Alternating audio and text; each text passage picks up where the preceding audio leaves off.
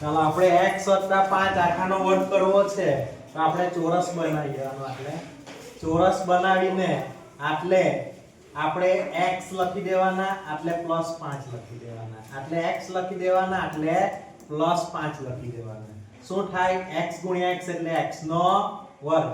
x * 5 એટલે કેટલા થશે 5x તે જ રીતે x * 5 એટલે 5x અને 5 * 5 કેટલા થશે 25 તો આપણને જવાબ મળશે x નો વર્ગ વત્તા 5 ને 5 કેટલા થશે 10x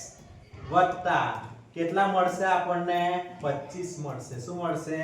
25 મળશે સમજ પડી ગઈ તે જ રીતે આપણે બીજી સંખ્યા કોઈ બી સંખ્યાનો વર્ગ કરવો છે દાખલા તરીકે આપણને 3x + 9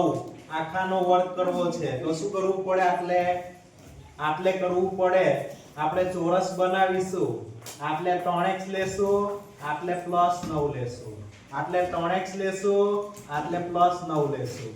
3 ટાલી કેટલા થશે 9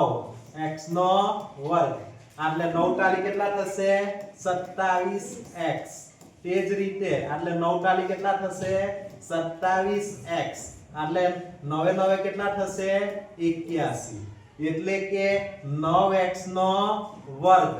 વત્તા 27 ને 27 કેટલા થશે 54x વત્તા કેટલા થશે 81 આપણને જવાબ મળે બસ બંધ કરી